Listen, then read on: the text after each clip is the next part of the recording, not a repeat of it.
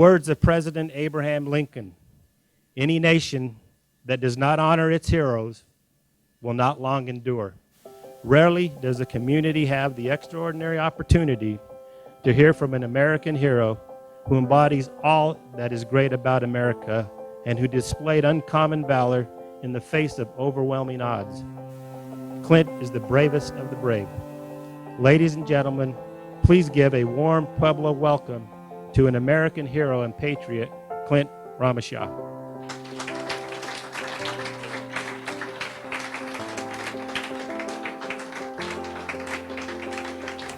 It's truly an honor and a privilege to be back here in Pueblo at this amazing center. I mean, you can just look around, do a quick 360 and tell you're in the presence of greatness. All these photos on the wall, these portraits, these heroes, these men of just phenomenal stature. I grew up in a tiny little town in Northern California. And when I say tiny, I get to brag that I graduated in the top 15 of my class of 15. I was just a punk kid that was tired of milking cows and digging fence post holes. But when I graduated high school, I kind of knew I was going to join the military. As soon as I turned 18, the day after, I signed up and shipped out. My first duty assignment was Germany. I got to Germany, and 2 weeks later, I found myself in Kosovo. That was the first time in my life I'd ever had the perspective of what I've taken for granted from the time I was born in this country till that moment. This dear little thing we called freedom that was given to me at birth just for being born here. And like a lot of the guys I'd served with, and in hindsight and perspective after that, I realized I joined the Army for one reason, but I ended up serving for another one. It was shortly after that first year in the Army I realized that I need to give back, because I've been taken freely for the last 18 years without putting a penny in the jar to keep it going forward. After I got done with Germany, I decided it would be a good idea to re-enlist and go to Korea. I was in Korea, and I was one of the fortunate souls there that after spending 15 months in Korea, the Army decided we needed more troops in Iraq. And a few months before we actually got orders to deploy, I got word Sergeant Ariantes, who was at NCO when I was first in the Army over in Germany, was that NCO that I wanted to be. He was the epitome of a leader. When he said he was going to do something, he did it.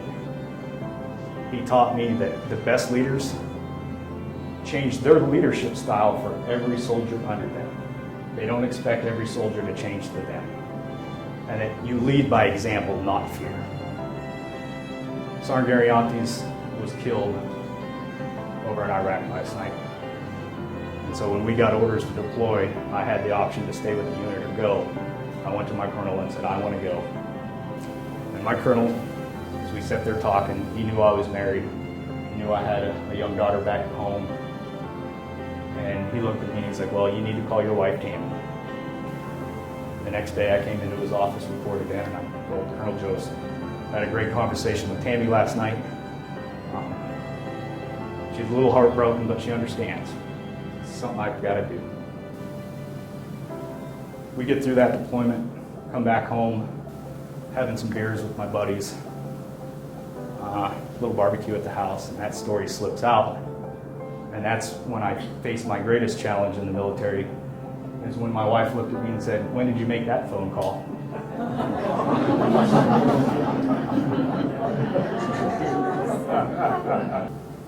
We get to Afghanistan in 2009. We're en route to a lovely little spot called Combat Outpost Keating. The only way to access Keating was by helicopter. You couldn't drive there, you couldn't walk there. The roads have been pretty much cut off. Taliban controlled any ground avenue up to that area. And I remember walking out and just looking straight up. 360 degrees and seeing nothing but mountains. To sit there and you've got to take these young 18, 19, 20-year-old kids, this is their first deployment ever. You've always taught them everything you do. Hey, we take the high ground. We defend the high ground. And you got to sit there and look them in the face and say, hey, boys, this is where we're told to be. We were there for about 3 months. We'd gotten hit on average at least once a day. For the most part, it was probing fire, a couple RPGs, sometimes mortar rounds. And we'd finally gotten word that we were going to close this place down. It had been deemed tactically indefensible.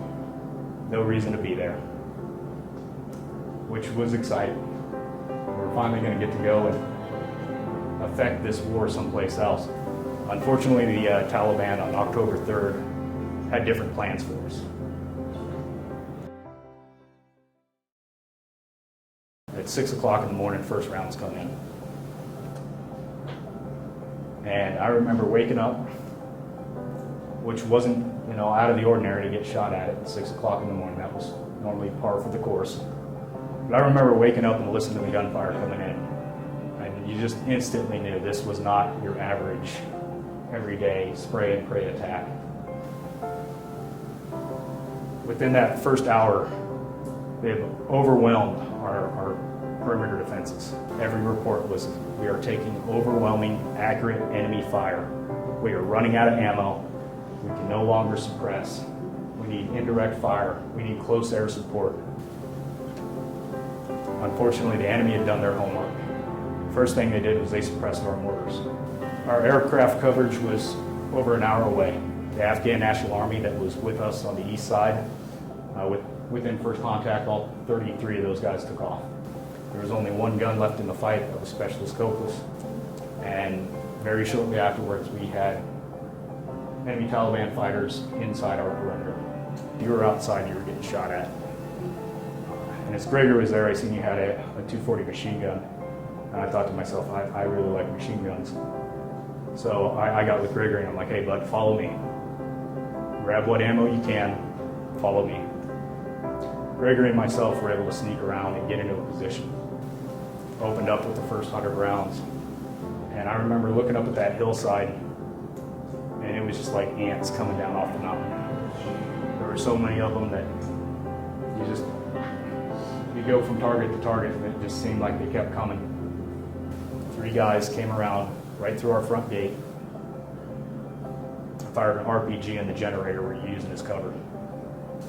In the meantime, though, Specialist Copus, the only gun left in the fight, was manning a Mark 19, holding the entire western side the eastern side of the outpost on lock. And he was running low on ammunition. And we'd realized we'd been cut off from our ammo supply point. The enemy had pushed us back so far, we couldn't even get our own ammo to feed our own guns. And on top of that, he had a sniper that was dug in behind his position that was pinning him down. A little bit before that, I got word that Sergeant Kirk had already gotten hit out by the front gate. And I went into the aid station to check to get a status on him. I went inside and I looked over at Doc Cordova, give the thumbs up and thumbs down. He gave me the thumbs down. And so at that point, we got to keep pushing. We got to keep doing something. So I was coming out of the aid station. I was able to grab one of the A&A sniper rifles that they had abandoned. Came over to Copus's truck and started playing peekaboo with the sniper that was up in the hills behind him and silenced him. Trying to still, with all the chaos and everything going on, went into the barracks, began an assessment who we even still had left in the fight. And I remember Hart walking over to me, and he said, hey, Sergeant Romesha, we found some more 50 cal ammo. I think I can take a couple of guys, we'll get that 50 back up, and we're gonna push that truck to see if we can go get Gallegos. And I looked at Hart and I'm like, brother, it's now. And we went back and forth for a minute, and I realized that there's no telling Hart now. He knew exactly what needed to get done. Hart grabbed Faulkner and Griffin, and they made it out to that truck. As they were coming in, Gallegos kept calling him up, brother, get the hell out of here. All you're doing is becoming a target. Back up, get out of here. And Hart said, no, hey, we're gonna keep pushing forward. Hart comes across. They've got an RPG pointed right at me. And that was it. I knew when I said to Hart, all right, go ahead and do it. When he left those barracks, when he walked out that door, I knew that was the last I was going to see of him. He knew that was the last we were going to see him, but he still went. Because there was a hope, there was a chance. We had to be pushing forward. I went into the Tactical Operations Center and I seen Lieutenant Bunnerman and I said, hey sir, we need to counterattack. If we don't get to our ammo supply point, we're going to be out of ammo. If we're out of ammo, we can't continue to fight. They'd never expect a counterattack with everything that was going on. And when I walked into those barracks, one of the proudest moments of my life was being able to sit there and open that door and look at the guy sitting there, and all I said was, I need a group of volunteers. And 5 guys stood up. Gave them the quick plan, we grabbed what ammo we still had left, and we launched. We were able to make it to the ammo supply point somehow. Once we got there, we were able to start feeding ammunition back to the rest of the unit. At that point, we finally started getting in the close air support. The Apache started coming on station.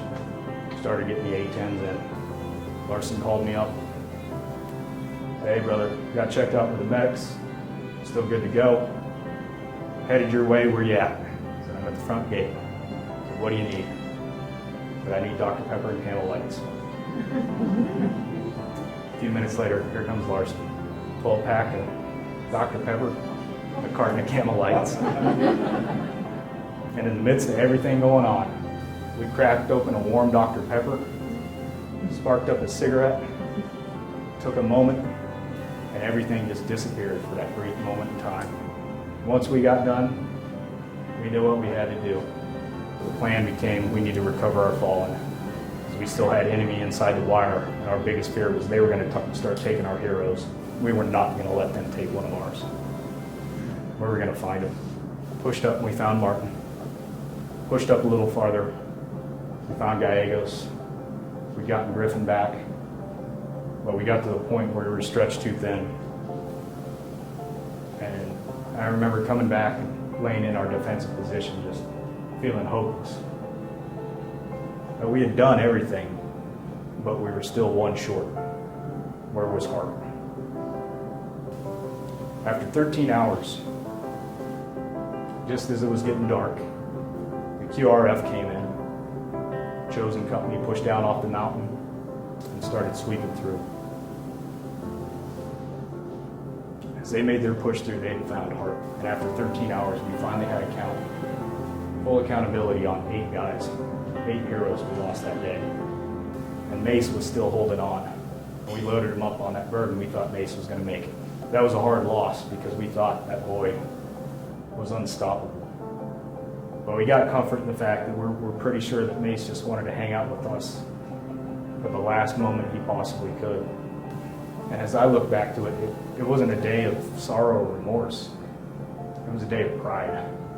They hit us with over 400 fighters against 52 from an inferior position that the Army deemed indefensible. And I got to serve standing left and right next to 52 Americans that proved that statement wrong. And when it was all said and done, we had 9 more months left in country. I don't think I did anything special that day. I just did a job. Because I knew my battle buddies to my left and right were doing their job. To watch them, to not let them down, that was a motivator for me. To know that sacrifice, that was common throughout all those guys that day. When I wear this little blue ribbon of silk, this little medal, this isn't mine. We're not Medal of Honor winners. We're recipients. And when I wear this, it's not mine, it's not for me. It's for those 8 men. They gave up more than anything that was ever asked of them. It's for those men that have served in wars past. Men and women that have served this nation, that paid it with blood, sweat, and tears so we could be a free United States of America. It's for those men and women that serve currently right now, still in Afghanistan, still asked to do what 99.5% of this country hasn't done. And unfortunately, I wear it for those that will serve in the future, that will continue this legacy of what this great nation means. You know, we had the phrase, always forward. As long as you had breath in your lungs and the ability to take a step, you can always take one more step forward. And then once you get done with that one step, take another and another. And what seemed impossible, you have overcome just one step at a time, always forward. I really appreciate you allowing me to share this story, to honor those men, to help me lighten this load, disperse it amongst you all.